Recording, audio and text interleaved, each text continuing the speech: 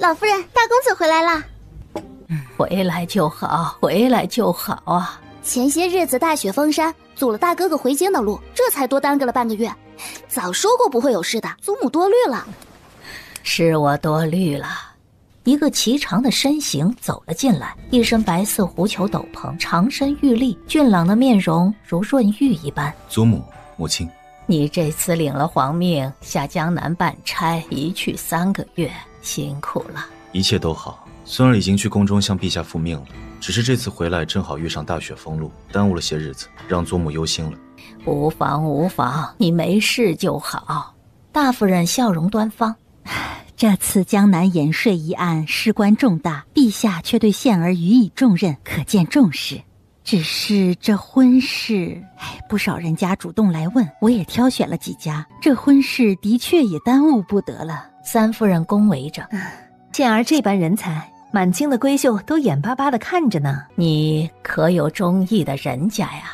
但凭祖母和母亲做主就是。谢宪宇微微偏头，往后面淡淡扫了一眼，坐在角落的人也正笑盈盈地看着谢秀珠，没有失落，也没有看他。人堆里打眼一瞧，便是显眼的。婉丫头多大了？我今年16了。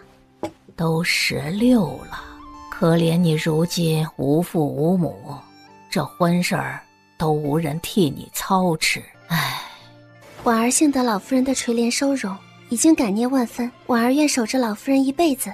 当初收容你是宪儿做的主，你哪里要感念我啊？代表兄仁善，若非表兄做主收容，婉若如今还不知是何种境地。这份恩情，婉若自是铭记于心，感念万千。举手之劳，表妹客气了。婉儿是个懂事的好孩子，回头我让人帮你留意着。婉若怔忪的抬眸，眼里不经意地泄露出几分向往。忽然感觉一道寒芒落在自己身上，婉若慌忙垂下眸子。老夫人只当她害羞。祖母，我先回去更衣。都散了吧。表姑娘，庆安，怎么了吗？大公子让小的来请表姑娘过去。我知道了。他正在窗下的书案上写字，装模作样。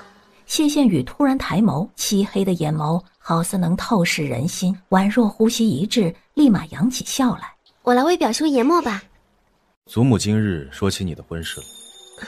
老夫人不过是说起五姑娘他们的婚事，顺带想起我提了一嘴罢了，哪里会当真？那你呢？婉若后背窜起一股凉意，被他压迫性的气势逼得有些胆颤。我身份卑微，能寄居谢家便已经是莫大的荣幸，哪里还敢奢求老夫人为我挑选亲事？况且，他咬了咬唇，我是公子的人，又怎敢肖想别的？谢宪宇突然伸手掐住他的下巴。你没有吗？婉若眸光澄澈地迎上谢宪宇的眸子。当然没有，宪宇哥哥怎会这样问？谢宪宇看着他虔诚的眼睛，也不知是信了还是没信，目光下移，落在了他的唇瓣上，喉头滚了滚。他已经3个月没见他了。谢宪宇低头想吻他，婉若慌忙伸手抵住他的胸膛。这里不行。就在这儿。他一手圈住婉若的腰，一手掐住她的下巴，便吻了下来。婉若的呼吸一滞，根本推拒不开他，只能惊恐地看着窗外，生怕有人看到。谢宪宇看一眼他微微发红的眼睛，心口被啄了一下，刚硬起来的心肠好似又软了下来。就这么怕人看到？我是担心你如今尚在疫情，若是传出什么，怕影响你的声誉。谢宪宇唇角掀起一抹讽刺的弧度。你还挺体贴的。婉若只想一生一世守在宪宇哥哥身边，婉若也怕被夫人和老夫人发现，被赶出去。有我在，没人敢赶你出去。可婉若也不愿让宪宇哥哥为难。谢宪宇来不及思索他话中的真假，浑身的燥火都压不住了，直接反手关上了窗户，然后将他按在了书案上。婉若偏头看一眼四面紧闭的门窗，悬在嗓子眼的一颗心才终于落了下去。可谢宪宇也没让他好过，他吻着婉若眼尾的那颗泪痣，一遍遍地搓磨她，非逼得她哭着求饶，嗓子都哑了。看到谢宪宇满是玉色的眸子，全然没有在外时温润的模样，凶狠得像一只野兽。谢宪宇咬着他的耳垂，低哑的声音带着警告：你今天不乖，我很不高兴。宛若浑身胆颤的瑟缩一下，又迅速地被淹没在潮海里，一直折腾到天黑，谢羡雨才终于放过他。婉婉，乖一些，等我成了婚，便让祖母把你送给我做妾。宛若刚还紧闭着的眼睛倏地睁开。我知道了。看着他乖顺的小脸，睡吧。他掀开锦被上床，宛若却撑着身子坐了起来。我还是回去了，我白日里从这里走也不方便，而且明天一早还要给老夫人做药膳。你呀，还能走吗？宛若心里骂道。刚欺负人的时候也没见你心软，现在装模作样的关心什么？他红着脸垂下头，声如蚊呐。不妨事的。说着便撑着身子从床上爬起来，匆匆穿上衣裙，然后离开了松鹤居。啊，姑娘怎么现在才回？宛若有些疲惫地走进去。有些事耽搁了。素月为她更衣，才解开外衫，便看到宛若身上星星点点暧昧的痕迹。姑娘还是求着大公子怜惜些吧，太过分了，让人发现怎么办？他会管我怎么办？明日小公子也要回来了，姑娘可要当心些。素月拿帕子给他擦身。若不是老爷1年前遇了难，姑娘又怎会受这样的苦？姑娘分明也是从小娇养着长大的千金小姐，恕进去。奴婢听闻大公子的婚事也已经提上议程了，想必要不了多久，少夫人便会进门，到时候姑娘……徐婉若靠着桶壁，想起谢羡雨的话：等我成了婚，便让祖母把你送给我做妾。到时候他娶了新夫人，新婚燕尔，也不会记得我。那姑娘怎么办？自然是另寻出路。次日清早，姑娘，三夫人派人来说，让姑娘去一趟梧桐轩。姨母向来不待见我，为何突然找我？她不是六姑娘又惹了事，要让姑娘收拾烂摊子吧？姨母，怎么这才1年的功夫，你倒出落得更水灵了？承蒙姨母照顾。哼，你知道就好，若不是我，如今你也不知道落在什么境地。姨母的恩情，宛若自然是记在心里的。哼，左老夫人突然说起姑娘们的婚事，竟也提起你了。我这儿倒是正好有一桩好婚事说给你。袁老爷正在物色妾室，那袁老爷也不得了，是皇商，家里富得流油。我应该守孝3年，孝期未过，不想婚嫁。哼，你要真想守孝，老夫人说起你的婚事的时候，怎么不听你反驳？你分明就是推拒，袁家是什么样的门第，你还看不上了？既然是这样好的福气，让给秀云妹妹不就好了？你说什么呢？你不会以为自己死皮赖脸在谢家住了1年，就真把自己当谢家的姑娘了吧？还敢和我比？哼，也不照照镜子，看看你是个什么身份。我是什么身份，我自然清楚。我不曾想过高攀，但也没想过作践自己。我的婚事就不劳姨母操心了。既然无事，我就不打扰姨母了。转身离去。这贱蹄子，从前怎么没发现他还这般厉害？谢秀云恼道：就她这种不知廉耻住到别人家里的女人，能是什么好东西啊？哎呀，娘，这事难不成就算了？要是不把徐婉若那贱人送给袁老爷，他如何肯帮忙在侯夫人跟前为我说话，撮合我和世子的婚事啊？大公子让姑娘去一趟。宛若眉头一蹙，昨天不是才去了？可阿锦今天要回来罢了。若是阿锦回来了问起，便说我去老夫人处了。是。表兄还在忙公事。江南那案子还没结案，一些证据账册还要整理。这桩案子事关重大，轻率不得。表兄既然还忙着，那我就不打扰了，改日再。过来磨墨。这人越来越难伺候了。松鹤居成堆的丫鬟奴才，就缺他来磨墨了。动作快些。我力气小，手都酸了，实在快不了。研墨也酸，在床上也酸，你早该练练了。宛若呆滞了一下，脸倏地红了，脑子里不可避免地浮现出谢羡雨牵引着他的手做那种事的画面。谢羡雨看着他瞬间涨红的脸，那双时刻藏匿着狡黠和心机的眼睛，此时难得纯粹地装满了震惊和羞恼，还怪可爱的。他拉住了宛若的手，轻轻一带，让宛若坐到自己的腿上。累了就歇着吧。表兄找我来只是研墨吗？不然呢？他垂眸给宛若擦手指。看什么？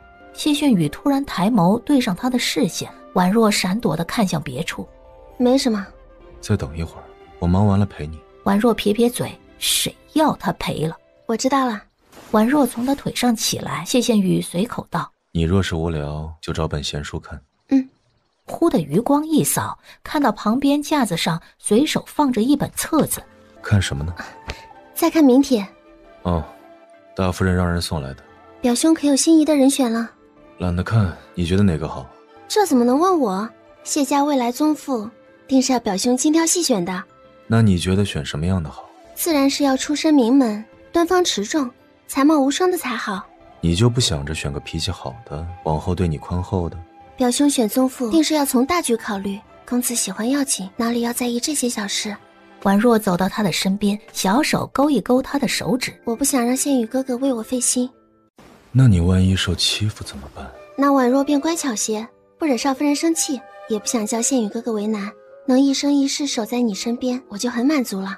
谢仙羽心口漏跳一拍，忽然有些忍无可忍，直接牵住婉若的手一拽，让她跌坐到自己的腿上，掐着她的下巴，抬起她的头，便吻了下来。他大手掐住婉若的纤腰，重重捻着她的唇，细密的吻顺着她的唇角一路滑到她的耳垂。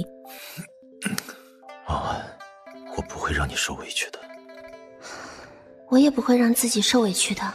天色渐暗，屋内的动静才堪堪消停。婉若陷在锦被里，轻轻喘息平复着，潮红的小脸汗津津地沾黏着发丝。身后的人再次把她捞进怀里，婉若疲惫地挣扎了一下。很晚了。谢羡宇轻身压了上来，又去吻她的唇。婉若偏过头，我要回去了。今天不回了。婉若连忙撑住他的胸膛，不行，会被发现的。无妨。那怎么行？明日府中办春日宴，听说就是为你挑选妻子，若是传出去，那就提前把你纳进来。婉若突然如五雷轰顶，少夫人还未进府，表兄怎可先纳妾？纳了又如何？他点漆的眸子锁着婉若，按在婉若腰间的手猛一用力，迫使她逼近他。婉婉，你在怕什么？可万一被人发现，老夫人也会对我失望，大夫人也会觉得是我勾引了你，往后少夫人进门，兴许也会视我为狐媚，往后我的日子如何好过呢？他说着，伸手环住了谢羡宇的腰。羡宇哥哥。谢羡宇看着他，周身危险的气势渐渐消散。依你。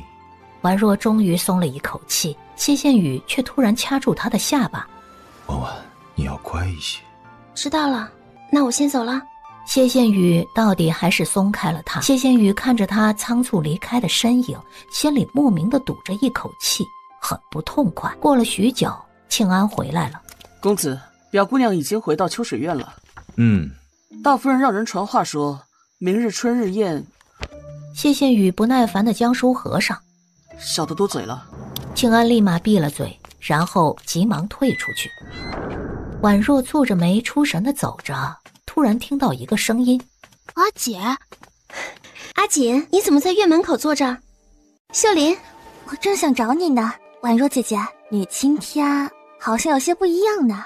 我们日日都见，难不成我还突然长变了不成？我也不知道，就是感觉你好像更好看了。是吗？今日这春日宴办的可盛大了，燕京城的名门望族几乎都要来，大哥哥的婚事当真是让满京城的贵女都望眼欲穿了呢。那我们也去看看。两人挽着手走进去，却看到一向体面的大夫人难得的发了脾气。你说什么？大公子人呢？大公子有要事要办，一大早就出门了，也不知什么时候回来。混账东西！今日满京城的贵女都来了，只为了给他相看，你们竟也不拦着。奴才们拦不住啊！一群废物！我才想起来，今日这春日宴还有大伯父的学生们来赴宴，都是来应考的举子们，咱们别撞上他们了，让人看见坏了名声。婉若愣了愣，坏了名声？谢秀林眉头轻蹙，这些举子都是寒门出身，不过是在大伯父亲办的白鹿书院读过书而已，且不说不一定能考中进士，便是侥幸考中了，那家里一贫如洗的，还不知熬多少年苦日子呢。走吧，咱们快去前面宴席，现在宾客应该也都来了。我刚想起来，给老夫人做的药膳忘记送去了，要不你先去吧。那你快些来，我去宴席上等你。此时宴席上都安排好了吗？小丫鬟点头。都安排好了，袁老爷也已经到了。那照计划行事，先把徐婉若引过去。是。谢秀云眼里闪过一抹歹毒，大夫人这么看了一圈，倒还是江雪君最合她心意，懂事，识大体，又知书识礼，性情模样都是一等一的。好孩子，来我身边坐。江雪君坐到了大夫人的身边。桃林里，那帮举子们正三三两两的在桃林中穿梭着。谢相身居高位，桃李满天下，还厚待我等寒门士子，当真高洁。毕竟是百年清流世家，怎么能和那些狗眼看人低的豪门兄贵相比啊？走在稍后的一个举子闻言有些落寞，忽然一抬头，看到旁边桃树后影影绰绰地走过一个人影，那纤细的影子在树丛后面缓步走着，他愣在那里，正好一转头就对上了他的视线，他吓得急忙低下头，不敢冒犯。姑娘，在下。你知道怎么出去吗？啊？姑娘是迷路了吗？我不知道这桃林这么大，进来就绕不出去了。我也是第一次来，但我刚刚是从那个方向进来的。你顺着这个方向走，然后再左拐，应该可以走出去。在哪里左拐？要不我给姑娘引路吧。多谢公子。婉若扬起笑来，她被这笑晃了眼睛。你随我来。姑娘也是今日来谢家做客的吗？我不是，我1年前便来了。父母亡故后，我被姨母接来府中暂住，只是我第一次来这桃林。原来是府上的表姑娘，那为何不去前面宴席上？婉若不过一个寄居的表亲，这样的宴席我去也不大好。公子呢？是来府中做客的吗？在下林寒，是此次入京复考的举子，侥幸来府上做客。林公子，咦，真的走出来了。他一抬眼，桃林已经走到了尽头，后悔自己走得太快了，应该慢些的。多谢林公子。无妨的，举手之劳，不足为谢。那我先走了。婉若点点头，这才转身离去。林寒怔忪地看着他离去的背影，张了张嘴想要说什么，却到底还是没敢说出口。忽而一低头，看到地上落下的一枚香囊，林寒忙捡起来，这是他方才不小心落下的。他如获至宝。表姑娘，不好了！怎么了？方才表少爷在池塘边玩耍，不小心落水了。他在哪落的水？可救上来了。婉若慌地扔下篮子就奔了过去。这池塘里空空如也，哪里来的人？阿锦！婉若喊了一声，突然就听到砰的一声，院门被人重重关上。哎呦喂，这府上还有这样角色的丫鬟呢？一个大腹翩翩的中年男人从屋里走了出来，摸着下巴，色眯眯地打量着婉若。我不是府中的丫鬟。然后转身就走。嘿，美人儿，别走啊！我呀是个心疼人的。今儿个你有福气，我告诉你啊，要是跟了我袁绍，那我保你下半辈子吃香的喝辣的。我呀让你当我第11房小妾，怎么样？来吧。我提醒你一句，三夫人可做不了谢家的主。哎呦，就他妈你这小贱蹄子还敢要挟我？你算个什么东西啊？也配让谢家来为你做主？再者说了，这不是你自个儿送上门的吗？到时候真闹出来，那也是你自个儿不要脸，跑到这儿来跟我幽会。他踉跄着后退，哀求着：“求求你，放过我吧。”美人啊，你就乖乖从了我吧啊！你要是把我给伺候舒服了，我也不会不要你的。我呀就把你带回家，收你做我的小妾。以后呢，我都日日夜夜的宠着你啊！婉若后背已经靠到了紧闭的院门。大爷我呀，让你舒服舒服。可就在他靠近的一瞬，婉若忽然抬手一扬，一把药粉洒出去。哎呀！举起石头猛地砸在他的脑袋上。蠢货，还不赶紧开门！要是袁老爷真的出了什么事，三夫人吃不了兜着走。你好大的胆子，竟敢把袁老爷打成这样！却见婉若突然冲出去大喊了起来：“来人啊，快抓贼！有贼啊！”不一会儿的功夫，就有小厮们抄着家伙来抓人了。贼在哪儿呢？婉若往地上一指，这会儿看着袁老爷竟挨打了，吓得什么都顾不上的大喊起来：哎呀，快别打了，别打了，这是府上的贵客呀！桃园内，三夫人还在围着永昌侯夫人献殷勤，却在此时，一个丫鬟匆匆走进来，在大夫人耳边低语了几句。当真是袁兆？是，现在人都在听水轩，我去看看。贱人！这是闹什么？屋里的奴才们吓得立马跪了一地，大气都不敢喘。你们谢家就是这样的待客之道吗？你若是不把这个贱人给我宰了出气，我饶不了你们！你好大的胆子！我不知道他是府中贵客，我还以为他是贼，还想要从听水轩的角门进三夫人的院子，还口出狂言说是三夫人允许的，我心急之下才把他当贼，喊人来抓他。那就只有可能是有私情。老子他妈怎么可能看得上张氏那个半老徐娘啊！我，哎呦喂！他怀里的一个香囊就滚了出来，掉在了地上。这香囊不是三夫人的吗？袁兆呆着一下，完全不知道自己身上什么时候多了这么个东西。你怎么确定这是三夫人的？是因为三夫人的香囊往常都是让我做的，三夫人总说睡不好，所以我给三夫人的香囊都是药囊，里面配有药材和干花，香囊上的刺绣也是我做的，我自然认得。罪证确凿。他妈的，你这个信口雌黄的小贱人！来人，先把袁老爷送出去，悄悄的，别让他乱喊乱叫，惊动了人。再派个人去前院知会三爷一声。你跟我来。婉若点点头跟上。今日的事，一个字也不许往外说。若是叫我听到什么风言风语，你和你弟弟，我都不会放过。大夫人放心，我什么都没看到。别学你姨母做这些上不得台面的阿杂事。是。三夫人用阿锦把我骗到这里，想把我卖给袁兆。什么？姑娘你……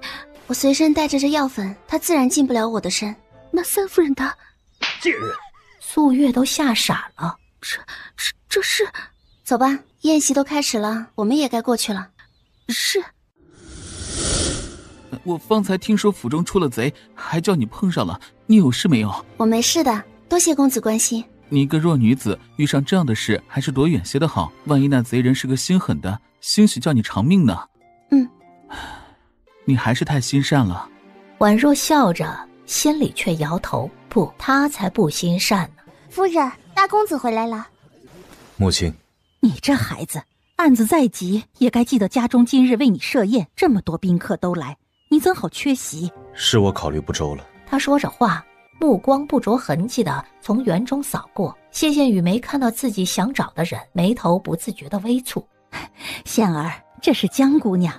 江姑娘。江雪君双颊绯红，扶了扶身。谢公子，这孩子自小便出众，文采极好，说是家中的女状元也不为过。伯母别取笑我了，我哪里算得上状元？谢公子才是真正的状元。谢羡雨目光扫过旁边的桃林，忽地看到了林中相对而立的一对男女。雪君难得来，你可要好好陪陪他。我刚从赵玉过来，先去更衣。大夫人闻言皱眉，看一眼她一尘不染的衣袍，那你快去快回，转身离去。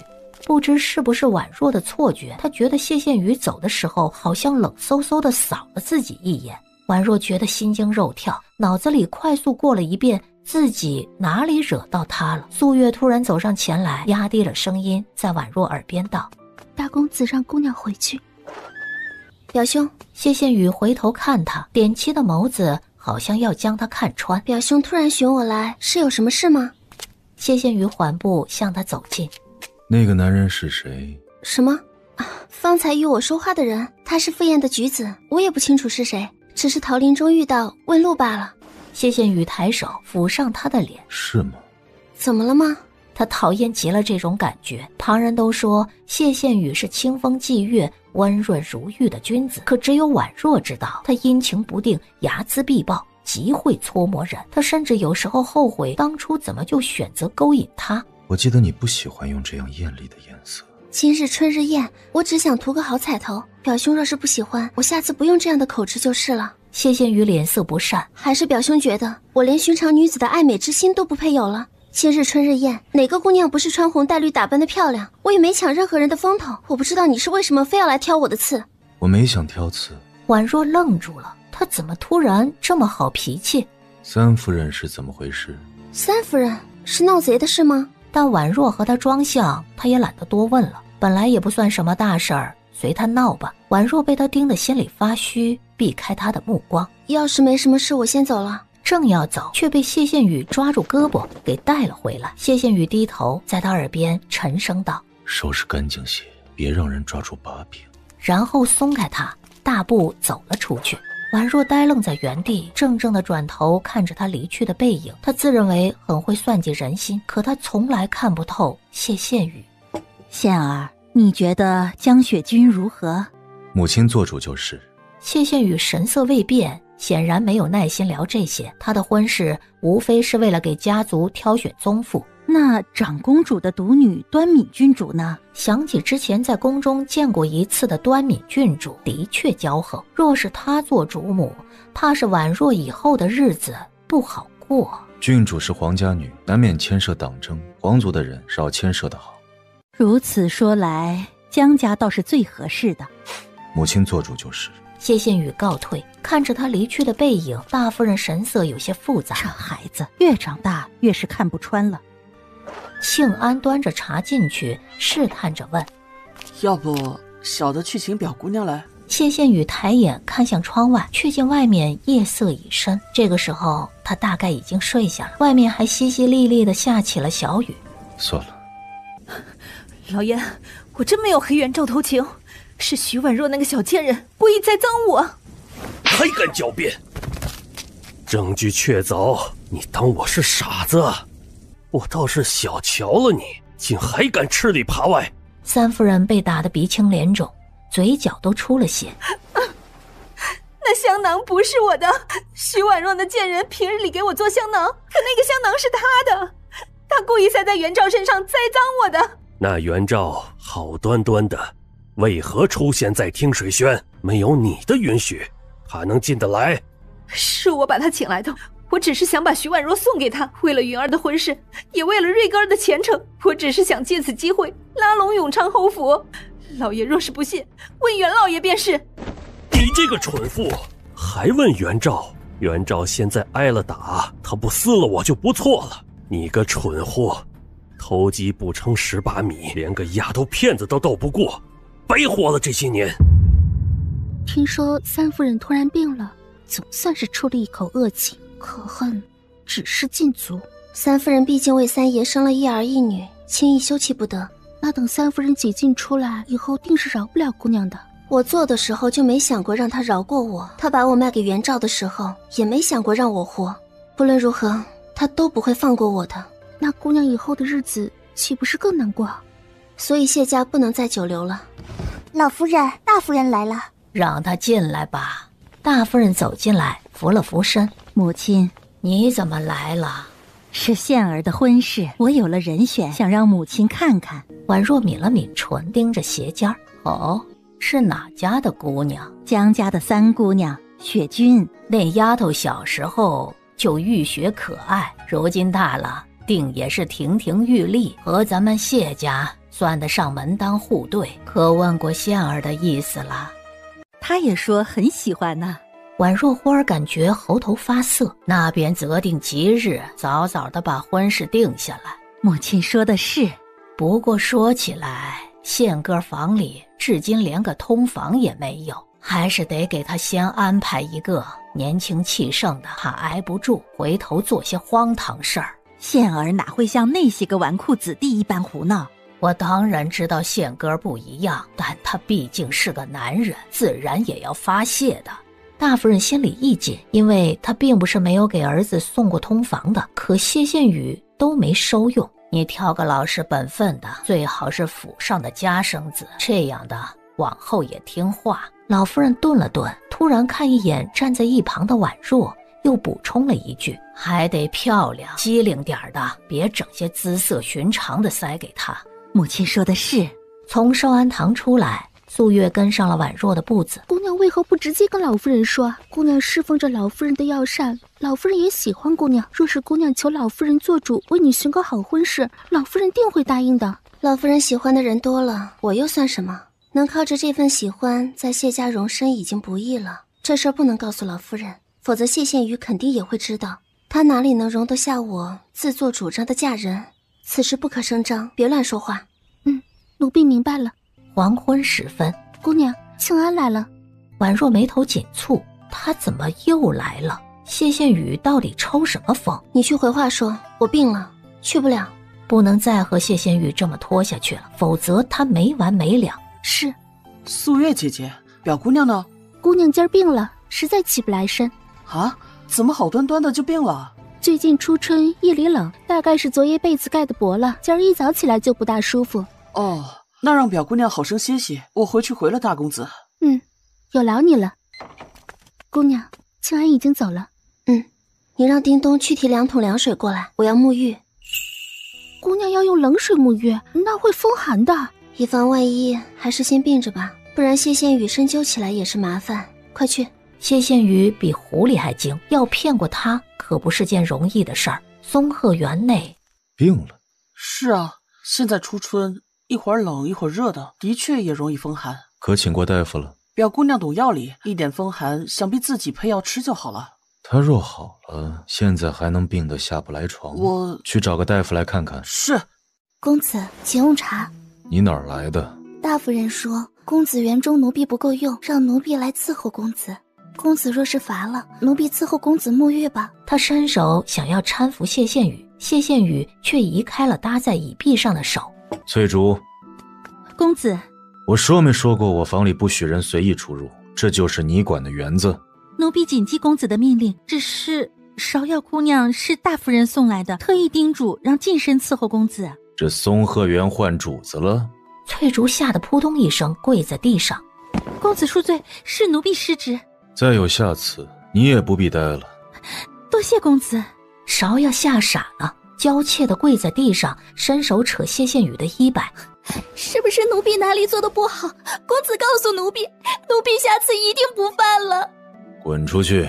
看到谢宪宇冷漠刺骨的眼神，吓得哭都不敢哭了。翠竹可不敢让他再胡来，急忙喊来了2个婆子，将他堵住嘴给拖出去。他们这些伺候大公子多年的人最清楚，公子最厌恶女人娇柔造作、哭哭啼啼。松鹤园的丫鬟个个比男人还干练，小厮们则比骡子还利索。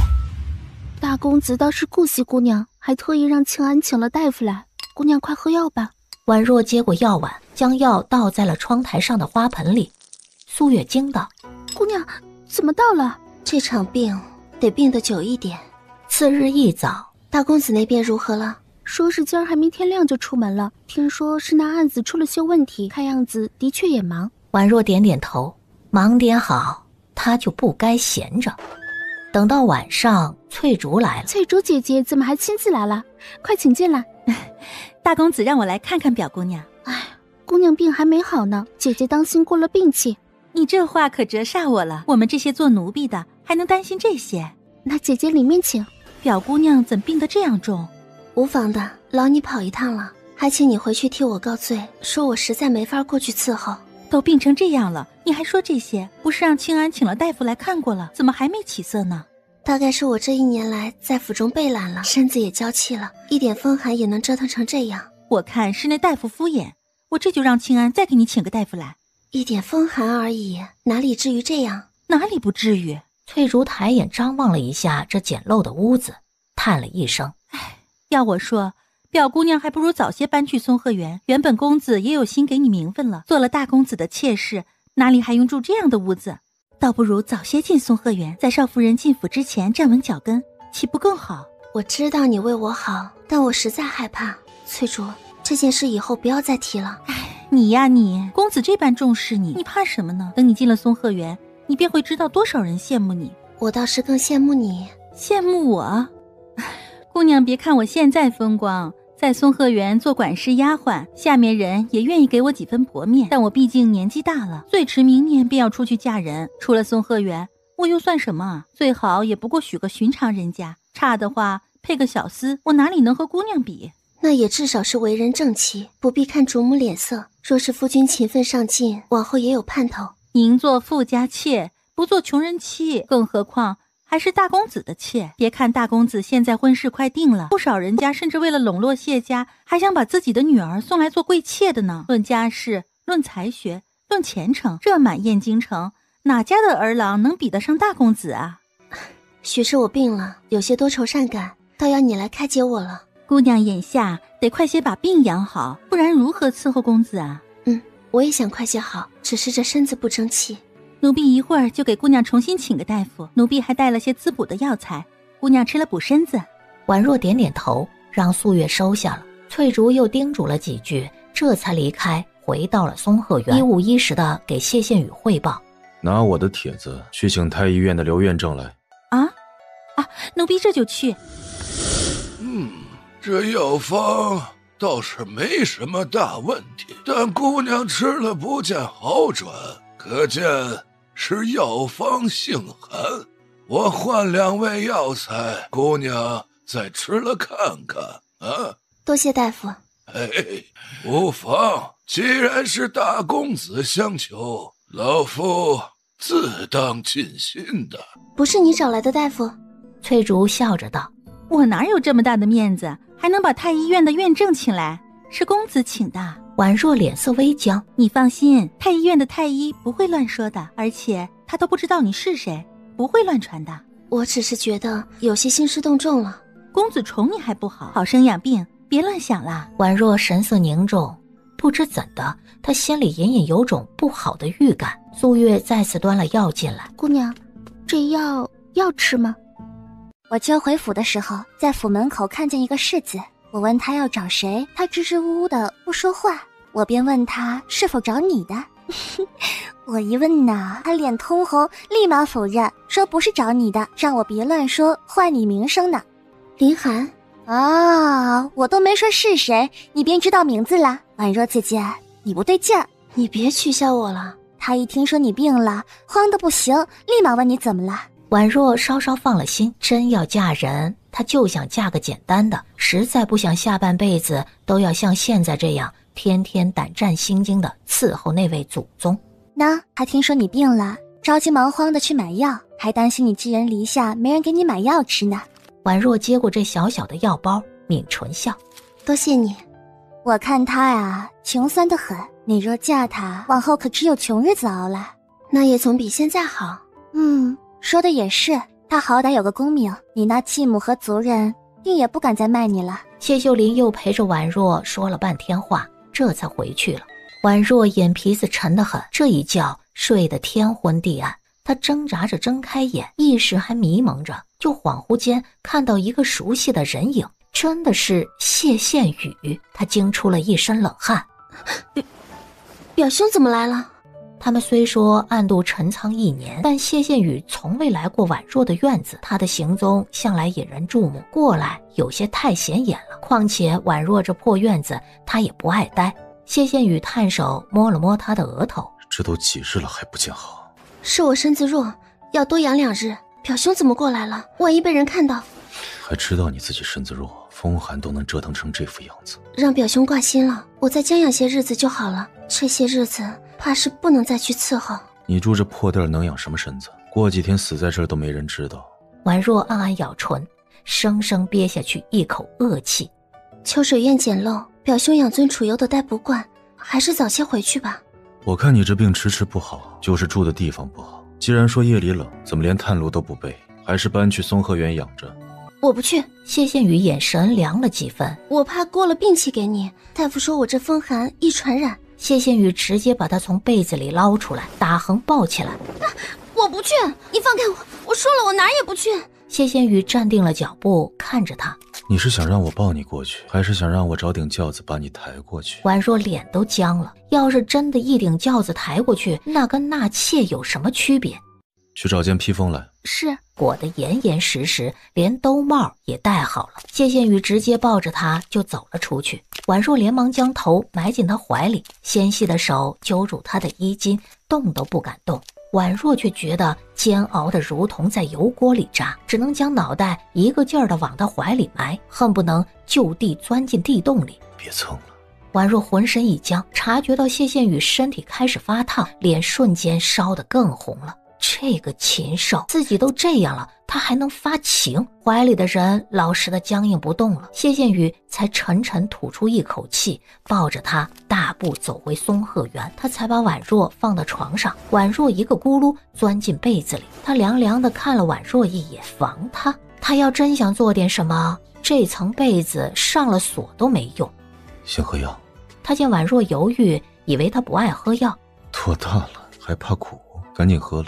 婉若知道是逃不过了，她只能从床上坐起来，双手捧着碗，一仰头就喝了。谢羡宇又对翠竹道：去拿碟子蜜饯来，暖炉也备上。是。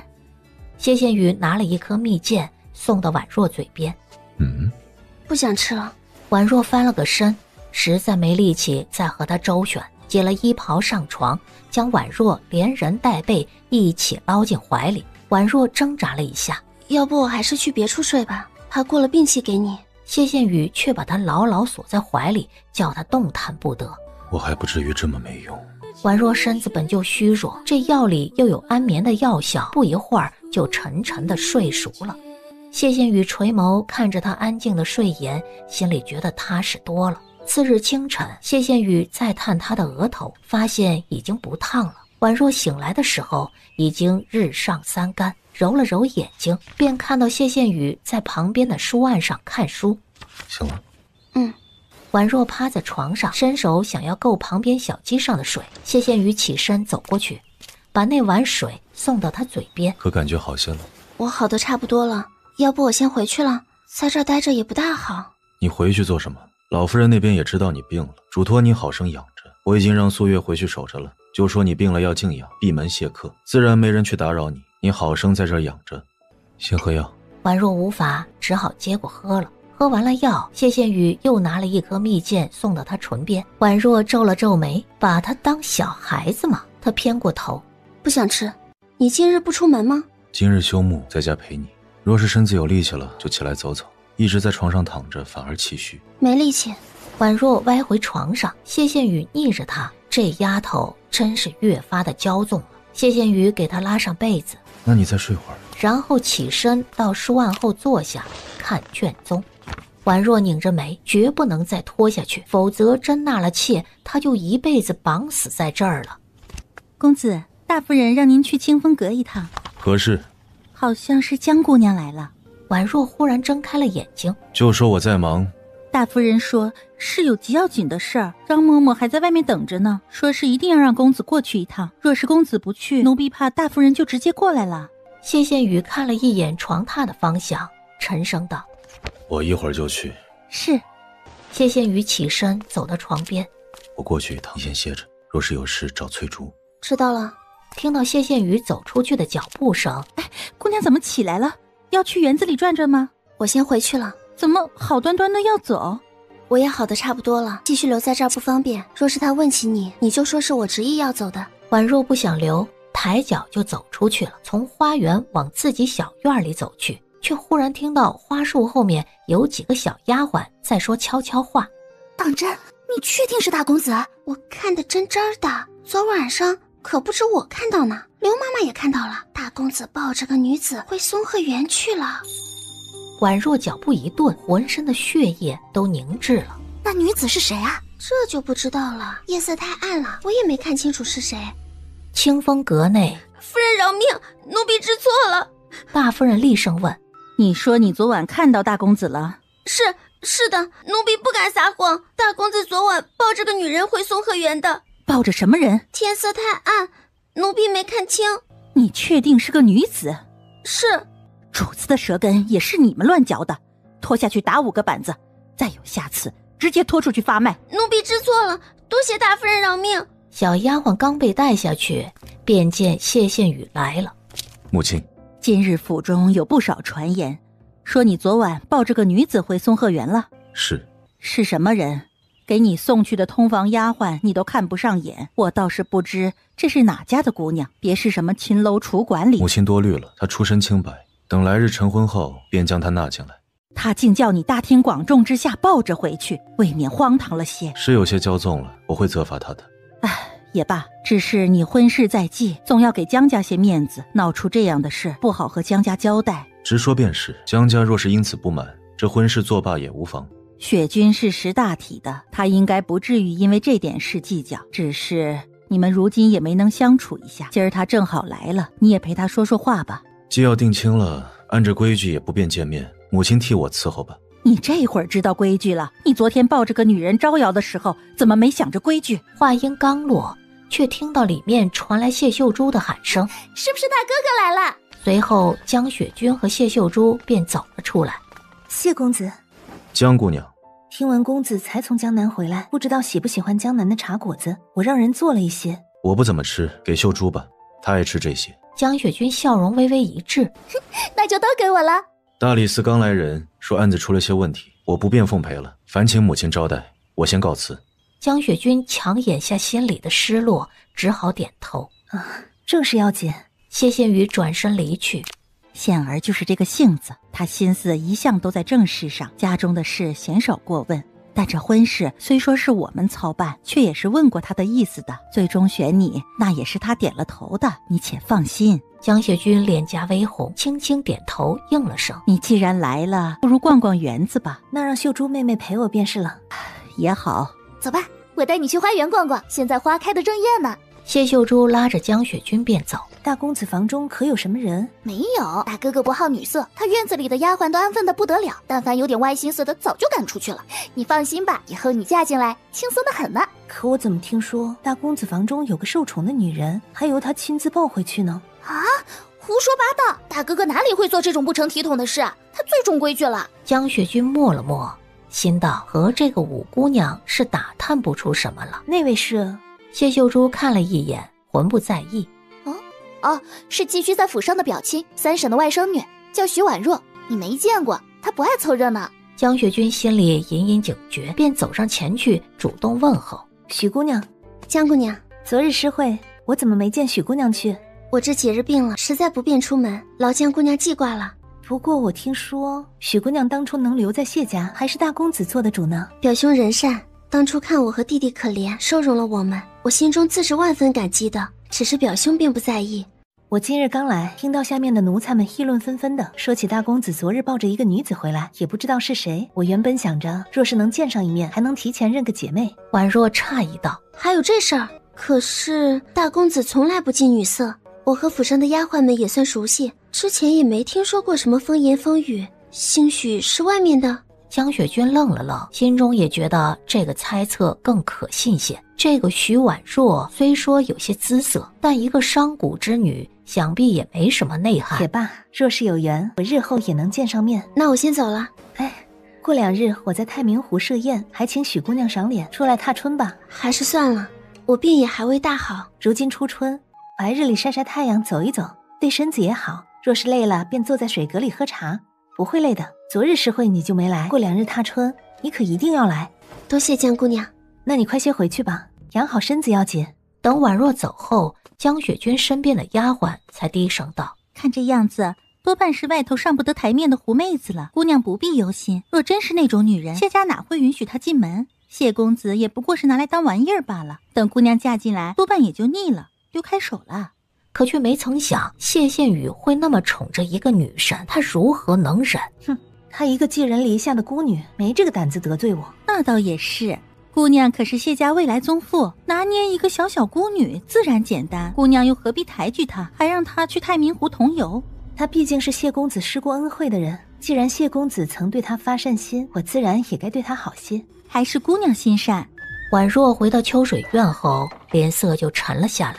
姑娘要去太明湖踏春吗？这江姑娘倒像是个好性子的人啊。她怕是不简单的，眼里容不得沙子。那她邀姑娘去踏春，是不是？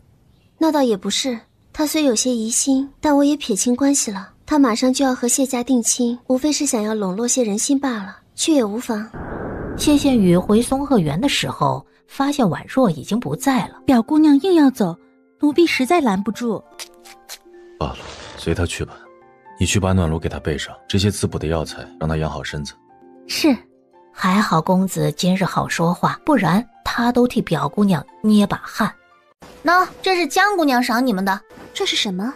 谢秀林打开一看，盒子里装着2枚东珠。这样贵重的东西我们受不起，赏你就拿着，对你来说的稀罕物件，对江姑娘来说也不过是几个珠子罢了。江姑娘赏你也是看在大公子的面子上，还另送了5姑娘和6姑娘2颗呢。既然是江姑娘送的，为何让你来送？还不是你们乱跑，6姑娘替你们收下了，让我送来罢了，不识好人心。你们若是不要就算了，既然如此，就留给6妹妹吧。杏儿脸色微变，谢秀林却面露不舍。真不要，那我可拿走了，别现在装清高，回头又舔着脸去讨。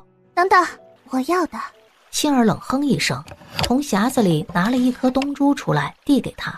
谢秀林如获至宝。秀林，你真不要？那我可走了。哎，你怎么不要呢？这样好的东西难得一见，要是不喜欢拿去卖了，至少也能卖个大几百两银子呢。江姑娘的礼我不好收，既然你收了她的礼，不如先去当面跟她道谢。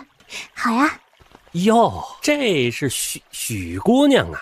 若是无聊，要不和我们同去游船啊？不必了，我只散散步，一会儿就要走了。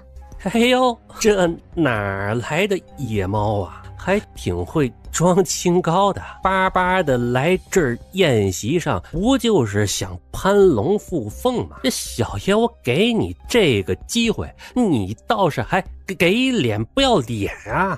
我是江姑娘邀请来的，世子若是不满，大可找江姑娘理论。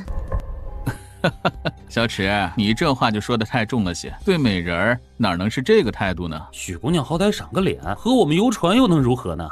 恕不奉陪。然后转身就走。谢秀林急忙追上他的步子。你这样是不是太得罪人了？他们毕竟都是王公贵族出身，若要不得罪，那就陪他们上船，由着他们当个作陪的玩意儿。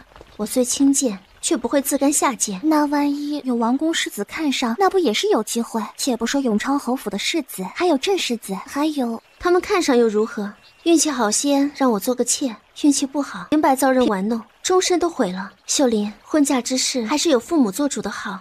三夫人虽说对你刻薄，但上头也还有大夫人、二夫人、老夫人也看着呢。谢家是要脸面的人家，不会让自家姑娘嫁得难看的。我知道了。你们2个给我站住！婉若话还未说完，突然冲出来2个凶神恶煞的婆子。何事？江姑娘让你们去水阁问话。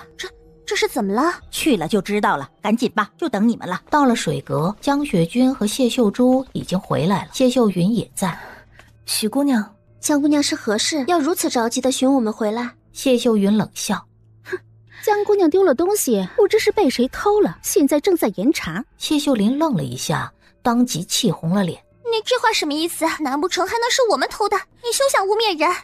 江姑娘丢的什么？你说丢的什么？郑世子送的那一匣子东珠，一扭头的功夫，竟就少了2颗。这话一出，谢秀林脸色瞬间白了。东珠。谢秀云话音方落，杏儿便站了出来指证：奴婢亲眼看到表姑娘和七姑娘偷偷溜回来偷的东西。谢秀云嗤笑：哼，我是没想到啊，有些人竟这般丢人现眼，还敢在外面偷东西，不要脸的赖在谢家不走就算了，竟还学会了偷鸡摸狗。谢秀林尖声道：不是的，我没有偷东西。杏儿，你胡说什么呢？分明是你。谢秀云直接冲了上去，扬手便是一耳光扇在了他的脸上。还敢嘴硬！杏儿亲眼所见，你是要丢进谢家的脸，也丢进我们三房的脸。谢秀林一个踉跄摔在了地上，袖中那一枚被帕子包裹得好好的东珠也滚了出来。江雪君蹲下身捡起来，惊诧地看着谢秀林和婉若：不是的，这是杏儿给我的。人赃并获了，也还敢往别人身上泼脏水。说着，谢秀云又冷笑着指向婉若：果真是小门小户出来的，上不得台面的东西，见着点好东西就挪不开眼，偷人家东西。婉若脸色阴沉地看着谢秀云，闹了半天在这儿等着他呢。杏儿，你说是亲眼看到我和七姑娘偷的东珠？杏儿趾高气昂：当然了，我看得真真的，你和七姑娘趁着大家都走了，一起绕回来偷的。既然大家都走了，你是如何看到的？我落下东西了，想回来拿，谁知走到门口就看到你们鬼鬼祟祟的从水阁出来，怀里还明显揣着东西，显然是偷的东西。那这些礼物就无人看管吗？此时2个小丫鬟战战兢兢地站出来。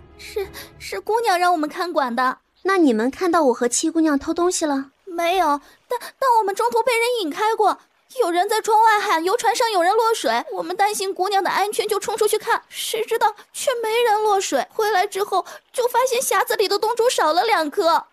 你们人赃并获，只杏儿一个人看到也不一定是真，也可能是贼喊抓贼。杏儿说是我们偷的，可我说这东珠是杏儿偷的。你胡说八道什么？既然是2颗东珠都丢了，现在为何只找到1颗东珠，还有1颗呢？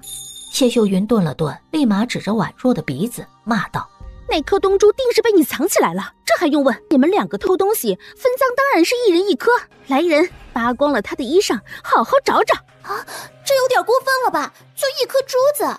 是啊，只是1颗珠子而已，罢了，此事就此作罢好了，全当我送给许姑娘和七姑娘的。这珠子便是要送我，也得先找出来。现在这珠子都不在我手里，怎能算送我呢？江雪君脸色微变，心中也恼了。这湖边没有藏东西的地方，东珠贵重，偷了它的人多半是舍不得扔掉的。若是我偷的，我必然不会藏在身上，以防被人当场抓获。现在大家出门在外的，最好的藏东西的地方自然是马车上。婉若这话一出，谢秀云的脸色都微微一僵。若要搜身，先搜马车，不单要搜我的车，还要搜你的。你什么意思？你竟然攀咬到我身上来！还请江姑娘即刻带着2个丫鬟去我们的马车上搜查，若是真的在我车上搜出来，我任凭处置。江雪君还在犹豫，谢秀珠却看热闹不嫌事儿大，立马道：那就搜，身正不怕影子斜，谁不敢谁就是小偷。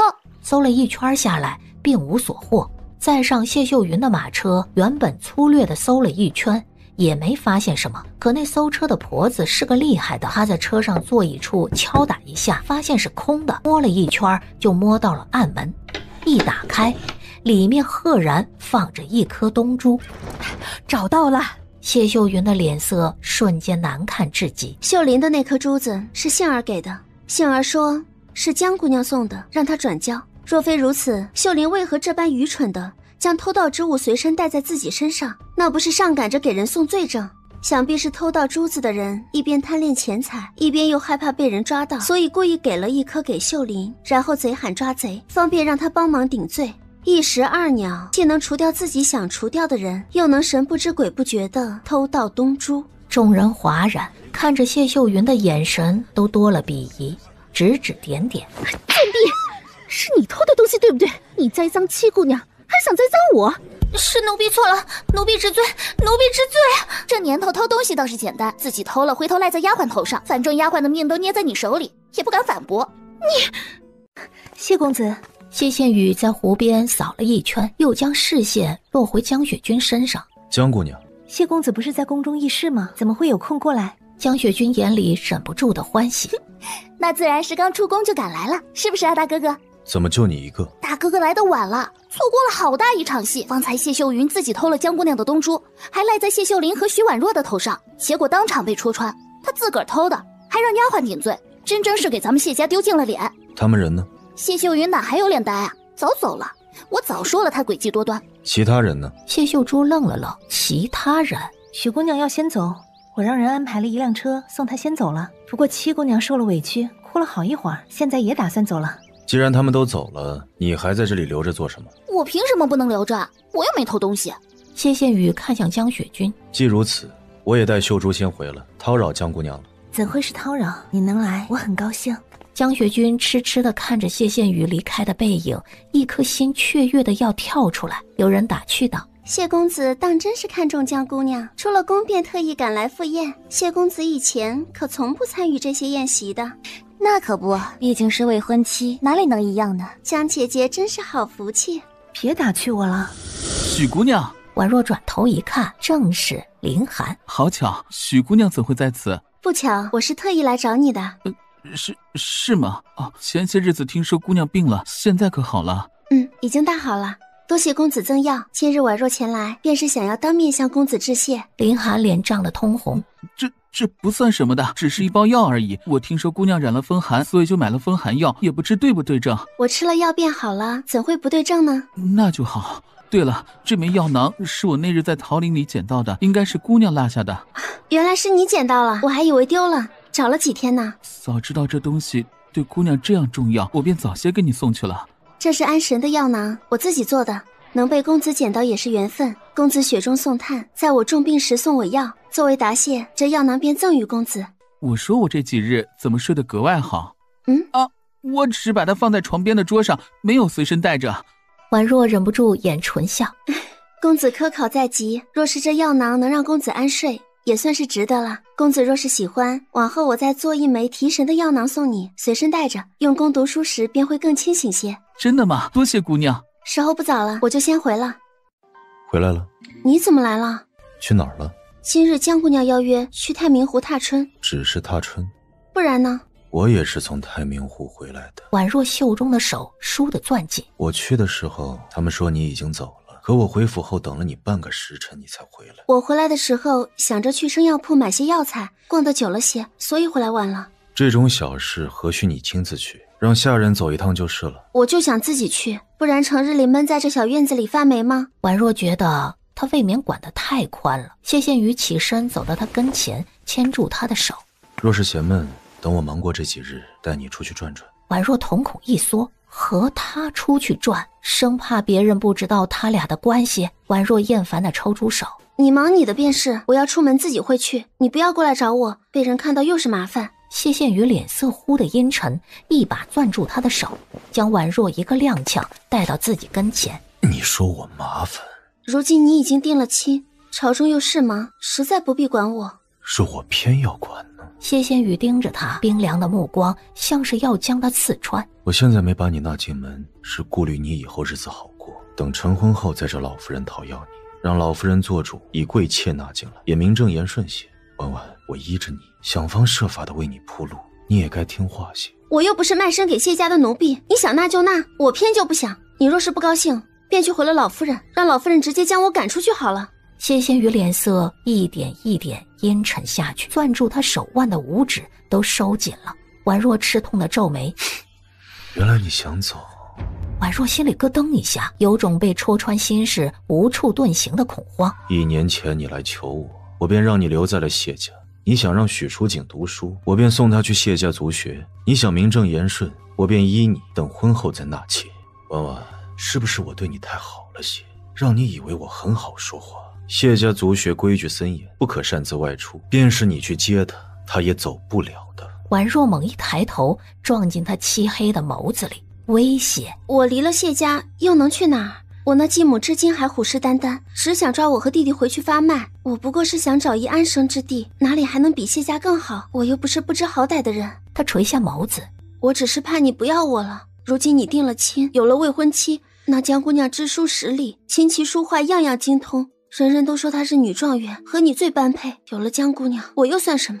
我何曾说过不要你？哼，迟早的事。你看我1年也早该腻了，况且我琴棋书画样样不会，什么都比不得江姑娘，肯定要不了多久你就会厌了我。我只是心里害怕，才想给自己找后路。谢羡宇掐了掐他的脸。你倒是会倒打一耙。松开了攥住婉若的手腕，谢羡宇眉头微蹙，轻轻给他揉了揉。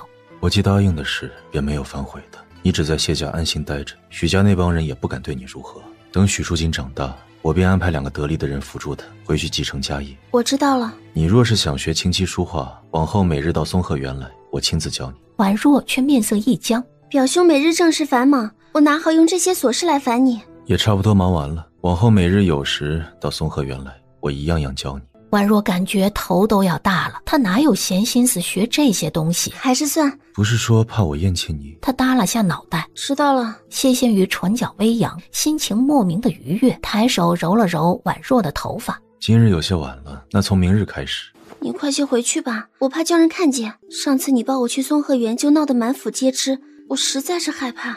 那你好好歇着。谢羡宇转身离去，见叮咚在院外守着，便冷声吩咐。照顾好他，有什么事及时跟我说。奴婢明白。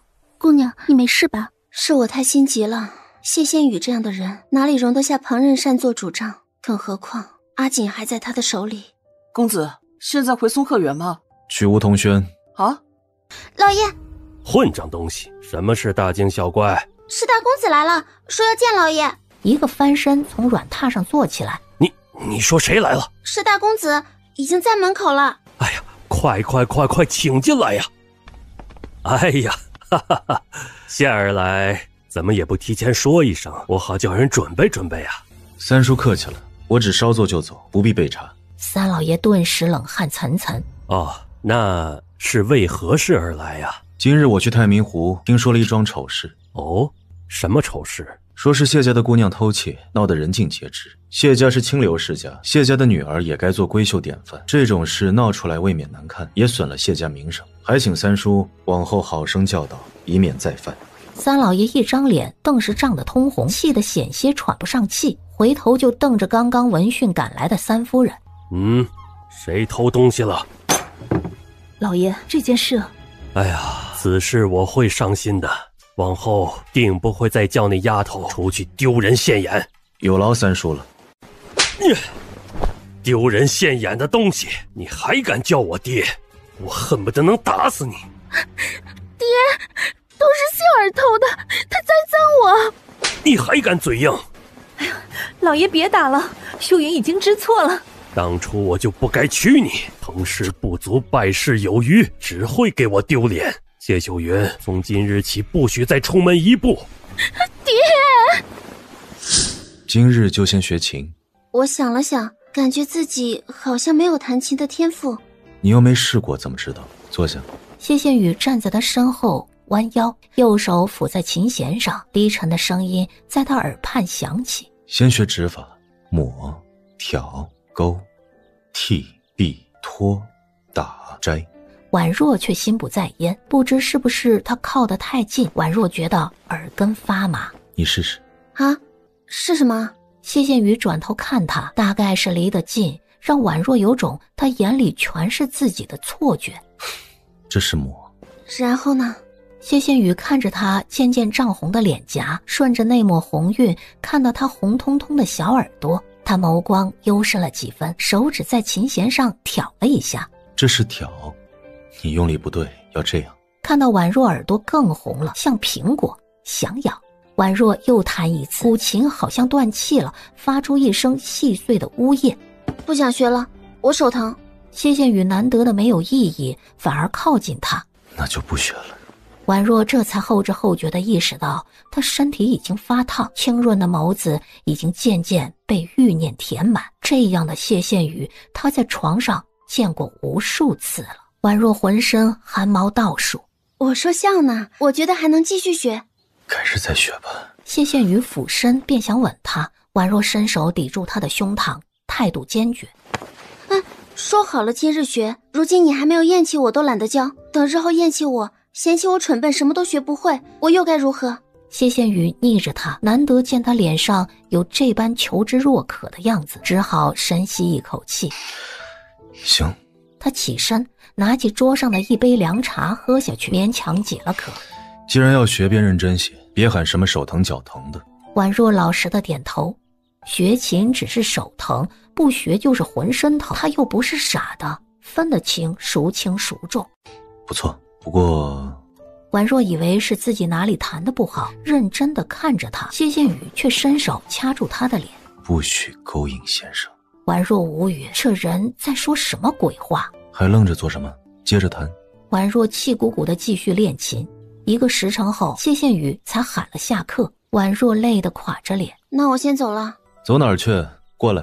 谢羡雨往书案后的博物架走去，婉若愣了愣，也跟了过去，拉着婉若坐到软榻上。谢羡雨打开瓷瓶，一手拉着婉若的手，一手在瓷罐里挑了一点药膏出来，轻轻抹在她发红的指尖上。药膏冰冰凉凉的，刚还疼得火辣辣的指尖顿时觉得舒缓了许多。用了这药膏，明日便不疼了。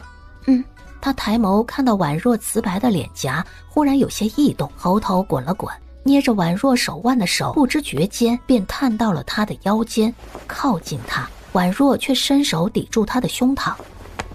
很晚了，我要回去了。晚一点回。谢羡雨掐着他的腰，把他带到自己怀里。我病还没好。我看好的差不多了。我手疼。这次不让你用手。婉若耳根涨红，她现在越发的不知羞耻了。他实在懒得再找借口，直接偏过头。我今天不想。谢谢雨眉稍微挑，他最近脾气好像大了不少。算了。婉若有些意外的抬眸看他，他没生气，还放他走。还不走？婉若立马起身，那我先回了。然后转身出去。他自以为很了解谢羡雨，可现在好像越来越看不懂他了。次日，婉若照常准备去松鹤园学琴，翠竹却先一步赶来了秋水院。庆安刚赶回来说，今日公子回不来了，要留在宫中议事，让表姑娘自己先练昨日教的指法。婉若松了一口气，她总算是忙起来了。表兄真是辛苦了。姑娘别担心，公子说最迟这个月便会忙完，到时候闲下来也能好好教姑娘。那也只能等下月了。翠竹却将怀中的琴放在了桌上。公子让奴婢将琴送来，让姑娘勤加练习。婉若看着琴就皱眉，敷衍地应和着。那你放着吧。公子说等他回来要考察，若是指法没有长进，以后上课就改成每日2个时辰。婉若强扯出笑来。知道了。大公子倒是教得上心，都入宫议事了，还记着拉姑娘练琴呢。他是生怕我好过。倘若我这次能考中进士，我想求娶姑娘。婉若愣了一下。是我唐突了，还请姑娘不要怪罪。那你若是考不上，就不娶我了？啊？公子安心备考吧，尽人事，听天命。说罢，他转身走了回去。林寒呆呆地看着他的背影，他后知后觉地反应过来，他的意思是自己考不上，他也愿意嫁。喂，听说东院的禅房里有人在偷情，等着，你看到了？有人看到了，听说还是高门贵女呢，俩人搂搂抱抱的，就跑到东院去了。哎，谁不知道东院的禅房早就破败了，一直没有修缮，平日里都没人的，他们鬼鬼祟祟的去那儿能做什么呀？男人们猥琐地笑着，匆匆走了。婉若脚步一滞，突然问素月：“你刚看到七姑娘去哪儿了吗？”我也不知道。老夫人去禅房休息，五姑娘说要去后山看樱花，七姑娘应该和五姑娘一起去看樱花了。快去找。是。那个废弃的禅房靠近山涧，你去后面草丛里先放一把火，火势造得大些。是。素月立即去办。姑娘，小的刚带人冲进去，真就看到了七姑娘。庆安哽了一哽，压低声音：“衣衫凌乱的和那郑世子抱在一起，小的按着姑娘的吩咐打晕了他们2个，让婆子给七姑娘换了身衣裳才抬出来。多谢你了。这有什么？小的力气大，就是干这些事儿的，姑娘随便使唤就是。这件事还请你不要声张。那是自然，姑娘放心好了，这几个都是大公子的人，嘴巴紧得很，不敢乱说的。大公子那边还是得说一声的。婉若姐姐，你怎么能这么糊涂，竟连在寺庙私通都敢做得出来？你知不知道这件事若是被人知晓，你这辈子都毁了。我没有私通，是郑世子听我说我的悲惨身世，可怜我也安抚我，我当时哭得难受，我不知道。婉若姐姐，你千万别告诉别人，不然我会被三夫人打死的。你现在才知道害怕，你可知道我是从何得知你和人私通的？围在废弃禅房外面有一堆看热闹的人，有高门贵女在废弃禅房私通的消息早就传开了。这么隐蔽的一件事，如何能闹得人尽皆知？要说这事儿到底是不是被人故意散布，还不得而知。可今日你们的丑事若是闹开，人尽皆知，别说你，谢家满门的女眷都得因此蒙羞。到时候可不是三夫人处置你这么简单了。你又给我惹事了。今日情况紧急，我就让庆安帮了一点小忙。放火烧山，进火场里抓人，把郑世子打了一顿，你管这叫小事？我下次不敢了。我看你敢得很。可这事儿闹出来，到底是谢家的丑闻，我也是为了谢家的清誉着想。况且郑国公府本就被牵涉进了盐税案，郑世子这番动作8成是为了和谢家绑定，让你不得不徇私，为郑家脱罪。谢谢雨眉梢微挑。这么说来，你还立了大功。婉若打量一下他的脸色。郑家在盐税案里贪污了足足20万两白银，此事已经查明，郑家的确逃不过。你猜的没错，郑世子此番无非是想要和谢家女私通的消息传开，郑世子顺势登门，或提亲或纳妾，谢家和郑家都绑在了一起，我自然也该帮郑家隐瞒贪污案。郑家狗急跳墙，死到临头，连这种招数都用上了。倘若今日之事真的闹开，人尽皆知谢秀玲和郑世子私会，你会为郑家脱罪吗？我会让他自裁。婉若面色一僵，心里窜起一抹寒意。你倒是热心肠，这种烂摊子也管，一不小心搅和进去，平白惹一身骚。秀玲是我来谢家之后认识的第一个朋友，这1年来她对我也很是照顾。她这次昏了头犯下大错，我不能眼睁睁看着她等死。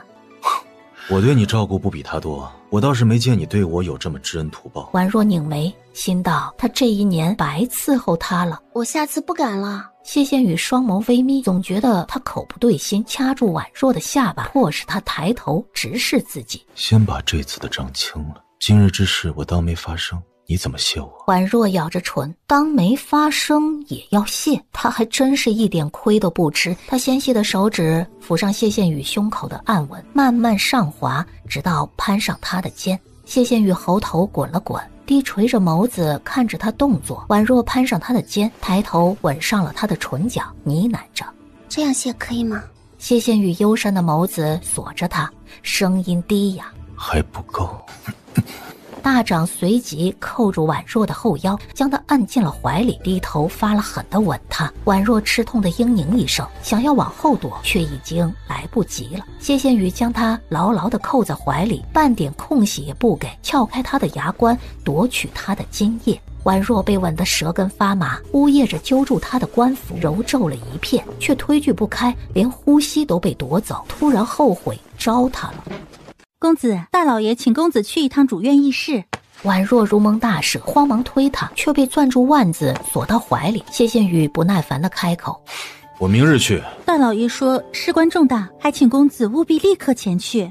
你快去吧，大老爷临时寻你，定是因为有要紧事的。你点了火，现在还给我往外推。他掐婉若的脸：“等我回来再收拾你。”然后黑着脸大步出门。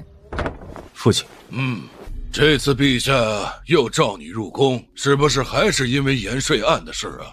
是。这个案子查了这么久，也该有些眉目了吧？最迟这个月便会结案，父亲放心。这个案子牵涉甚广，很多京中的高门大户都牵涉其中。这几日也有不少人来求情，郑国公府、陈家、李家。父亲，谢家世代清流，您是想让我徇私吗？哼！我是怕你树敌太多，你以为陛下为何器重你啊？陛下是想要一把好刀，要肃清朝堂，可哪儿这么容易？你得罪太多人，往后没好处。父亲是怕我树敌，还是怕我除掉了晋王的势力？混账东西，你胡说什么？我谢家向来只做纯臣，从来不涉党争，我和晋王从无往来。既然如此，父亲也不必如此大动干戈。若无事，我先告退。表姑娘等了好一会儿，公子迟迟不归，熬着都快入夜了，表姑娘才走呢。他能有这么听话？走到书案前，却看到一张宣纸上写着2个大字：谢礼。宣纸旁放着的则是一枚香囊。哎，是姑娘留下的，说是特意为公子做的，这香囊可安神。谢羡雨冷哼一声，这么个破玩意儿就打发了他。退下吧。谢大公子怎么不来呢？好歹是雪君姐的生辰宴呢。啊，谢公子朝中事忙，现在哪有空来参与生辰宴？也是，他正查的盐税案事儿可大着呢，轻率不得。如今还是案子收尾的阶段，抽不出身来很正常。但凡能抽身，定就来了。可是我怎么听说那谢公子暗地里养了个女人，还很是重视？胡说八道！我大哥哥从来洁身自好，才不会像外头那些臭男人养什么怪事呢。那些荒唐的谣言我才不信。能死乞白赖的住在别人家的人，能是什么好东西？没准啊，心里还想着勾引个男人，从此平步青云呢。婉若回头看他们，对上他们挑衅的目光。看什么？难不成还冤枉了你？看来你们也是想要勾引个男人，从此平步青云，否则何必打扮得花枝招展，出来抛头露面？你好大的胆子！婉若直接起身往八角亭外走去，那2个人立马冲上来拦住他。你还想走？你倒是尖牙嘴利，我真是没爹没娘的，也没教养。他们一直故意激怒自己，也不知是什么目的。婉若推开他们便要离开，那两人对视一眼，立马扯住他。其他的丫鬟婆子们也围了上来，将要上前护着的素月挤到了后面，故意将婉若狠狠一推，一不留神着了道，直接摔进了湖里。若真是一场局，也得他们一起受着。只听扑通几声，三人一起摔进了湖里。江雪君站在湖边看着，也立即道：“快去救人！”他话音刚落，立马有2个小厮跳进湖里，飞快地往落水的方向游去。他的丫鬟低声道：“那个徐婉若还拉着秋姑娘和杜姑娘一起下水了，万一小厮抓错了人。”江雪君眼神阴毒：“那也是他们活该，2个蠢货。这么多人对付一个，都还能被拖下水去。你再找2个会水的婆子下去救人，可让婆子认清楚，徐婉若得留给那2个小厮救。”是。盯着婉若的眼神不怀好意。姑娘别怕，我是来救你的。婉若当即浑身发汗，她总算知道他们的算计是什么了。倘若自己真的浑身湿透，被这男人当众抱上岸，名声尽毁，要么嫁他，要么自裁。婉若从腰间摸出一根银针来，狠狠地扎在男人手上。婉若又是一脚踹过去，将他踹开，转身飞快地游向岸边。怎么回事？他竟还会浮水？王富贵呢？他是吃白饭的吗？怎么连个女人都拦不住？这奴婢也不知啊。眼看着徐婉若已经成功爬上了岸，江雪君只能狠狠咽下这口气。把素月那丫头按好了，可别让她去给她送衣裳。谢秀珠向来多管闲事，你可支开了。奴婢已经办妥了。哼，那就好。今日不能让她嫁给小厮，也要让她名声尽毁，衣衫不整地从别院走出去。可下一瞬，一个人影慌慌张张地冲了出来，解下自己身上的披风给他罩上。婉若怔怔地抬眸：“林寒，姑娘没事吧？”看她穿着打扮是个读书人，估摸着是那个贱人的相好，不知道什么时候混进来的，真是白白便宜了她。婉若妹妹，你可好些了？还好，没什么事。怎么好端端的就在亭子里吵嚷起来了呢？你们推搡来推搡去的，一不留神竟都落了水。哎，也是怪我走开了一会儿，没能看住。3言2语将这事儿自己撇得干干净净。是啊，江姑娘太过自责了。当时你又不在场，赵姑娘和秋姑娘莫名其妙的针对我、阻拦我、推搡我，毕竟都是他们做的，又不是你，我哪里能怪你呢？你啊你，还是气性太大了些。我们女子要柔顺些，怎好莫名的和人起冲突呢？江姑娘说的是，不过当时我落水后，却有个小厮入水来拉扯我。江雪君面色微变，是什么狗奴才，竟胆敢做出这种事？当时场面混乱，我也不在场，我都不知道还有狗奴才敢这么放肆。我分明是叫的几个婆子下水去救人，特意叮嘱了不许男子下水，没想到还有人胆大包天。你且放心，此事我定查个明白，还你一个公道。江姑娘有心了。哎，还好你会浮水，否则我真不知该如何向谢家交代。我一个孤女，谢家哪里有人在乎我的死活呢？你在谢家1年，老夫人都喜欢你，当初大公子还做主收容你，想必也是重视你的。那是大公子人善。正说着，却见叮咚进来。什么事？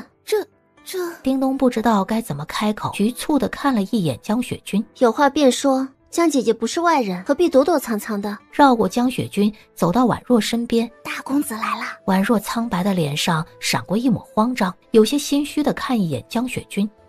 江姐姐今日也来看过了，我没什么大碍，那我就……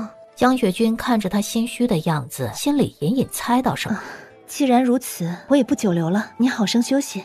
我身子不便，就不送江姑娘了。江雪君离开后，叮咚习惯性的便要去关窗，婉若却道：“屋里闷得慌，窗户就别关了。”是。江雪君走出了秋水院，却并没有走远，而是走到了拐角的花树丛后。等了不一会儿，就看到一个颀长的身影大步进了秋水院。江雪君捏着帕子的手攥得死紧，脸色难看了许多。他以为谢羡雨一向淡漠，和谁都疏离，但却第一次见他脸上眉头紧蹙，担忧成那副样子。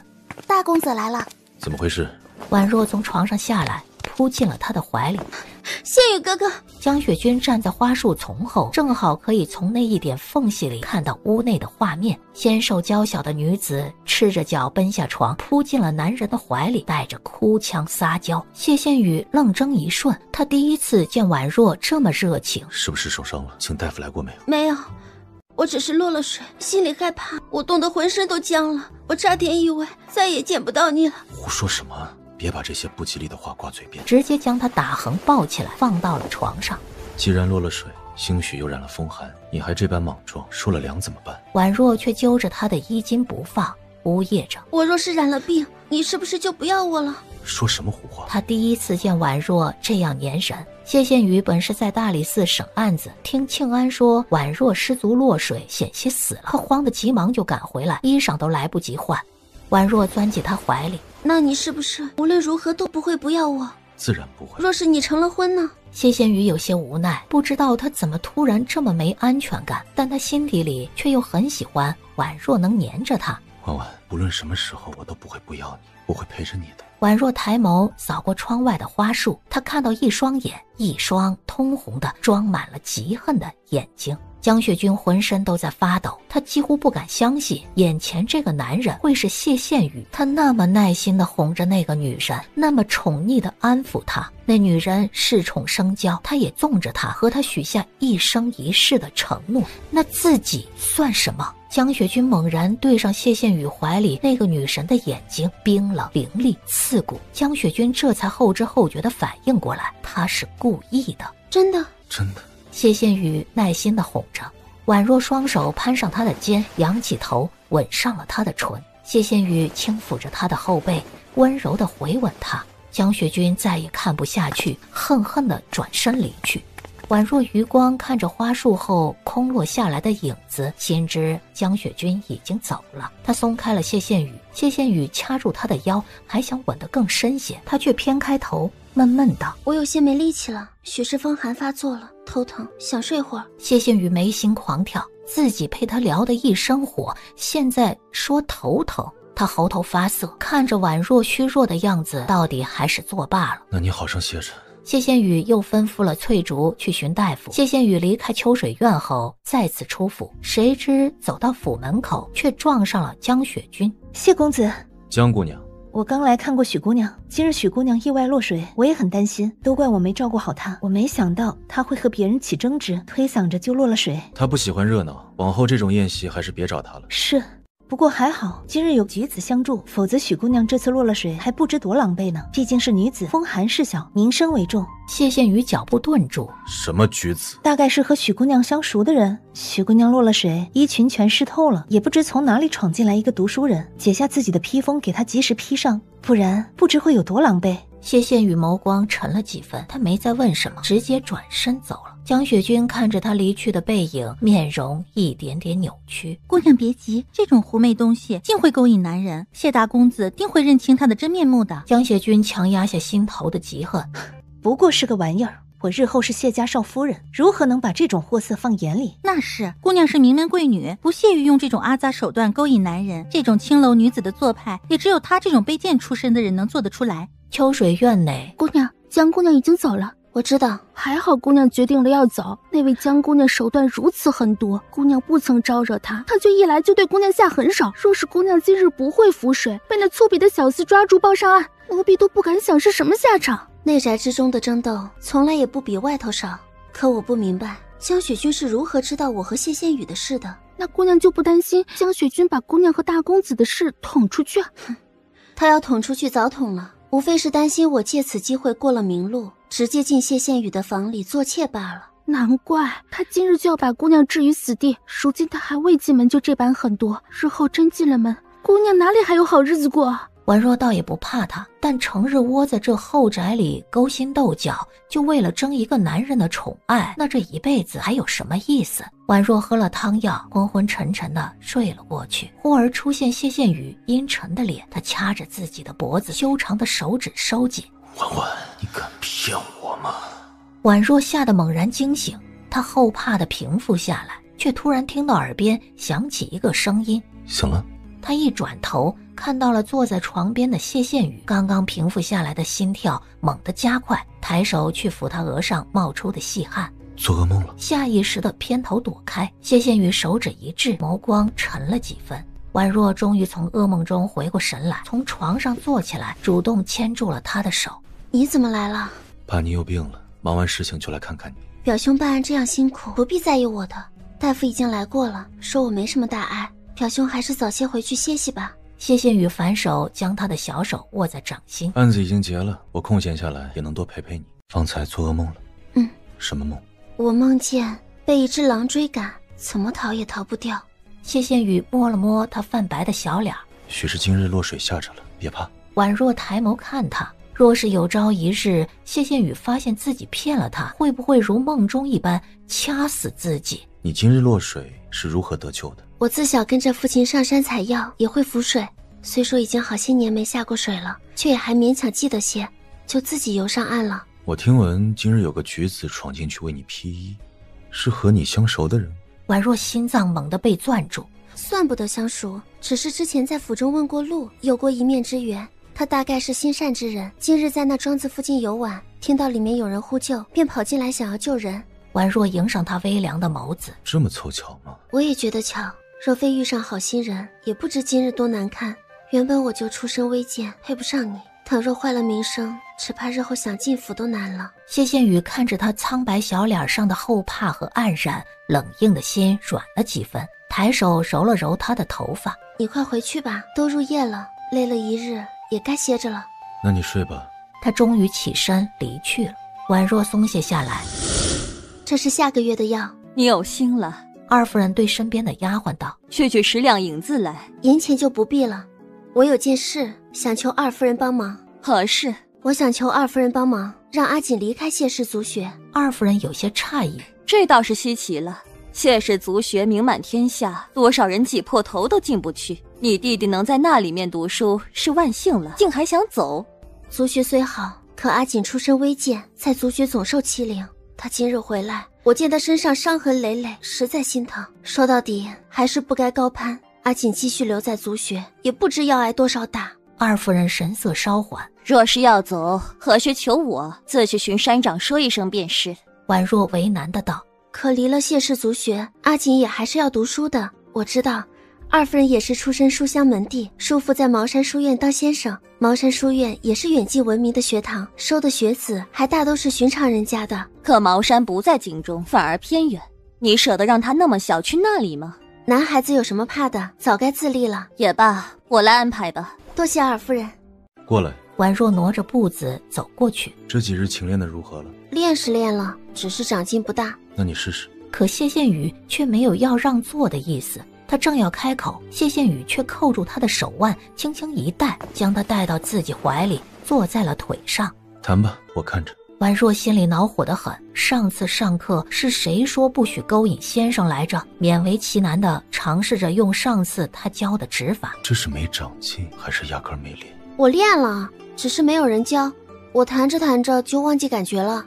他眼睛瞪得大大的，虔诚地看着谢羡雨，生怕他不信。谢羡雨温热的唇贴着他的耳朵，让他浑身发麻，偏又被他控制在怀里，完全躲避不得。是吗？我忘练了。族学的山长说，二夫人想把许淑锦接出去。宛若脸色大变，这么一件小事，山长竟也要和他请示。他果然盯着阿锦了。今日阿锦从族学回来，我发现他身上有许多伤，才知道他一直被族学里的学生欺凌。他怕我担心，从来不敢告诉我，也不会和先生告状，生怕惹事。我气得去找二夫人评理，二夫人心善，也可怜阿锦，便说不妨将阿锦送到他叔父办的茅山书院去。谢羡雨眉头微蹙，看着他泪蒙蒙的眼睛，心口好像被揪了一下。为何不来找我？你为阿锦出头算什么？回头被人知道我们的关系，他们兴许暗地里把阿锦骂得更难听。况且这也不是教训几个孩子的事儿。阿锦出身微贱，在谢氏族学本就格格不入，你便是为他出了头，让人不敢明面上欺负他，可别人心底里就轻贱他。我也不想他总觉得自己低人一等。谢羡雨抬手为他擦泪。茅山那么远，你也舍得送他去？男孩子总要自立的，况且比起私心里想他离我近一点，我更想他过得开心。他眼睛红红的，脸上残留着泪水，依赖地靠在谢羡雨怀里。羡雨哥哥，我只有你了。谢羡雨的心脏好像突然酥麻了一下。自从落水之后，他越发的粘人了，可不知为何，自己心里反而越发的空落。谢羡雨捏着他的下巴，迫他抬头。婉婉，你敢骗我吗？谢羡雨薄唇紧抿，终究还是松开了手。练琴吧。宛若悄悄松了一口气，乖顺的点头。想学什么曲子？香妃院吧。为什么想学这个？往后你若是不宠我了，我便日日在房里弹这首曲子，兴许还能让你念一点旧情。谢羡雨失笑，捏了捏他的脸。你成天想些什么乱七八糟的？那你教不教？婉若扯他的袖子，他有些无奈。我没曲谱，改日让清安去买回来教你。这时翠竹在门外道：公子，宫中来人传圣旨了。婉若顿住了动作。今日学的回去自己练，下次若是再敢糟蹋我的情，我要你好看。婉若心虚地缩了缩脖子，乖巧点头。知道啦。谢羡雨大步走了出去，婉若也不久留，离开了松鹤园，府中的下人们便传开了。大公子升正四品大理寺少卿了，还赏银1000两。这么看来，江家这门亲事结得可亏得很。要我说，咱们大公子便是上公主也能够的。下人们议论纷纷。阿锦，你听我说，你先去茅山书院，最多2个月，我一定去接你。你是不是骗我？阿姐什么时候骗过你？可是离开了谢家，许家的人一定不会放过我们的。我已经做好了万全的安排，你放心，等我们离开谢家，我们就重新开始，和以前一样，没人欺负你，也没人敢来发卖我们。许淑锦眼里有了向往。那你一言为定，若是2个月后你不来，我便自己回京来找你。好，一言为定。许姑娘，林公子，我还以为姑娘落水后又要染上风寒，这2日很是担心，却没办法进谢府。我回去就喝了1大碗姜汤，好歹压住了寒气，没有生病。那日还要多谢林公子为我披衣，当时匆忙，都没来得及好好谢你。没生病就好，没生病就好。那姑娘上次在赵觉寺说的话，还当不当真？哪句话？就是答应嫁我那句。自然作数的。林寒的眼睛倏地亮了。那我即刻登门提亲。婉若却摇摇头。我在谢家不过寄居，人微言轻，不敢叨扰。若是公子真心求娶，等公子放榜之后，我自去求老夫人放我出府。好，可我不确定我能不能中，我心里没什么把握。若是这次不中，又要苦等3年，怕是又要连累你跟着我受苦。公子是至纯至善之人，功名早晚还能考，即便这次不能中第，下次再试便是。公子若诚心待我，我也不怕吃苦。我定会好好上进，不辜负姑娘。你来做什么？来给你捧场啊。你找死。哎，开个玩笑嘛。不过说真的，我这心里是半点不服气啊。人人都记得你是状元，就没人记得探花郎第3名不是人啊。谢羡雨自顾自的倒茶，根本懒得理他。苏颜拿折扇点了点桌子。虽然当年你只中了个状元，而我却能当探花，你知道为什么吗？为什么？因为我长得比你好看。谢羡雨眼皮子都没有掀一下。哎呀，我说你这人也太无趣了些，不知哪个女人能看上你。谢羡雨想起一双水蒙蒙的眸子，红着眼睛钻进他怀里，瓮声瓮气地说：羡雨哥哥，我只有你了。他唇角微不可察的上扬。你还是操心你自己吧。哎，我之前听说你金屋藏娇啊，宠着一个女人，我还不信啊。现在看来竟不是空穴来风啊。喂，什么时候让我见识见识？他胆子小，不喜欢见生人。瞧你这小气样，还真是稀罕了。有生之年能见你这么宝贝一个女人，不过真这么宝贝，何必和江家定亲啊？谢羡雨抿了抿唇。她是商户之女，家世不大好，只能为妾，胆子也小，怕这怕那的。江家示威，还有把柄捏在我手里，往后江氏进门也不敢造次。所以啊，你们这些世家子弟最麻烦，一堆规矩。可再怎么也是做妾，还得眼睁睁看着你娶别的女人，还不得猝死啊？哎呀，这女人呀，最喜欢吃醋了。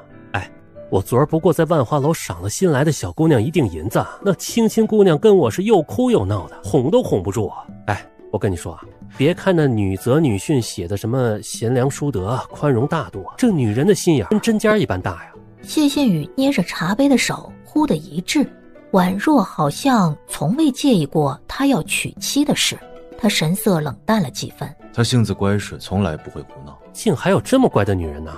苏颜觉得匪夷所思。你懂什么？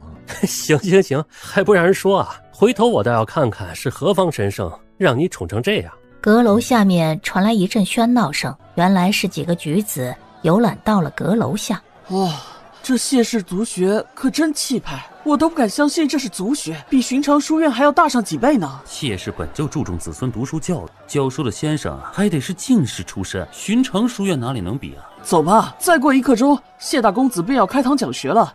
啊，实在抱歉，方才心急了。林叔没事吧？林寒整理一下衣袍，笑着道：“没事。”谢羡雨一眼扫到这个叫林寒的人，双眸微眯。这个人他隐约记得好像在哪儿见过。有人突然捡起地上一个香囊，打趣地问：“哟，林寒啊，这是哪位姑娘送你的香囊啊？”急忙去抢：“这不是。”“怎么不是啊？咱俩可是同乡，我这一路都没见你有用香囊的习惯，定是姑娘送的。哎，我说你小子，平日里闷不吭声的，喊你去喝酒都不去，哼，竟偷偷背着我们和姑娘私相授受。”谢羡雨的目光落在那人高高举起的香囊上，清润的眸子瞬间阴沉。定窑的莲花盏碎开，滚烫的茶水淌在他手背上。苏颜吓一跳：“你这……”谢羡雨阴着脸起身，直接下楼去。楼下的吵嚷声还在继续：“你还我！”“哎，你若是不说个明白啊，我就不还你。”“我都说了不是，你莫要胡说八道，坏人家姑娘的清誉。”“还说不是？哼，看你这护犊子的劲儿啊，我这不好奇吗？嘿，咱俩兄弟一场，你连这都瞒着我？”大家正起哄闹着，忽然有人惊呼：“哎，这是谢大人吧？”大家一愣，立马恭敬地拱手行礼：“你们是今年来应考的举子？”“正是，我等正在等放榜。听闻今日谢大人要在谢氏族学开堂讲学，我们一大早便来门外等着了。能得见大人一面，我等三生有幸。”“还未到放榜之时，诸位未必逊色于我。”“谢大人太过自谦了。”谢羡雨目光扫过其中一人手里拿着的香囊，这香囊做的倒是精巧。那人一愣，立马献宝似的送到了谢羡雨的跟前。“这是林寒的。”谢羡雨左手接过来，拿在眼前看了一眼，眸底又阴沉了几分。这枚香囊和徐婉若送他的那枚别无二致。马崇山撞了撞林寒的胳膊，压低了声音道：“谢大人喜欢，你不妨大方点说送他，讨好了他，你还愁前程不成？”“这香囊哪儿买的？”“不是买的，是别人送的。”“就说你小子怎么这么宝贝，果真是姑娘送的，是不是？”林寒脸都涨红了，不好意思地看一眼谢羡雨：“谢大人，这香囊是我心上人所赠，实在不好转送他人。”“心上人？等放榜之后，我便要求娶她。”“哪家的姑娘啊？”“还请谢大人恕罪，这香囊我实在不好送人。”谢羡雨将香囊递出去，林寒连忙要接过来，却撞进了一双阴鸷的眸子里。谢羡雨松开了手，转身离去。“喂，怎么了？突然这么生气？”“没什么。”“那你现在做什么去？”“讲学。”“不是，你手还流血呢。”“叫徐婉若来。”“是。”庆安麻利儿的就跑了。“表姑娘呢？快叫表姑娘！”“你小声些，姑娘正午睡呢。”“公子让姑娘过去。”“什么事儿这么着急？”“公子今儿瞧着不高兴，你赶紧去叫就是了。”叮咚也不敢耽误了。“姑娘，姑娘。”婉若朦朦胧胧的醒来。大公子让姑娘去松鹤园，姑娘先起吧。”婉若皱眉，她怎么这么会折腾人？听庆安说，大公子瞧着不太高兴。他不高兴关他什么事？婉若还是木着脸从床上爬起来了。婉若便去了松鹤园。表兄，谢羡雨坐在圈椅里，目光沉沉地看着他。婉若心脏倏地一紧。你有事瞒着我吗？婉若心跳加速，如寒芒在背。他瞒着他的事太多了。婉若强自镇定。没有啊，怎么了吗？谢羡雨眼神却更阴冷了。你受伤了吗？我今日在族学讲学，遇上一个叫林寒的举子。他的声音平静得像是暴风雨来临前的湖面。婉若眉心一跳，掌心都出了汗。这枚香囊他也有一个，你送的？是。哦，这不是香囊，是药囊。我送他这个只是为了答谢他。他那日在湖边为我披衣，让我免去人前出丑的狼狈。我想谢他，见他是读书人，便送了这枚提神醒脑的药囊给他。谢羡雨脸色没有缓和半分，他起身走近他。可他说那是他心上人所赠，珍惜万分，等放榜之后便要求娶你。婉若顿时面白如纸。大概他以为我只是府中寄居的孤女，所以才有了误会。我明日便去和他说明白。说明白什么？说我不会嫁给他。谢羡雨掐住他的下巴，盯着他。那林寒心思写在脸上，我不信你看不出来。你赠他香囊，他扬言说要娶你，现在你用这点借口糊弄我，徐婉若，你当真以为我好骗吗？婉若浑身汗毛倒竖，婉若眼睛不自觉地泛红，惧怕在心里蔓延开来。我没有，林寒，不过一个进京赶考的举子，还不一定能不能考上进士，出身贫寒。我当初千辛万苦进谢府，又怎会舍弃谢家去嫁他？那药囊我真的只是为了答谢他才送的，我没有想那么多。表兄知道我善药理，府中很多人都向我要过，连庆安和翠竹我也送过的。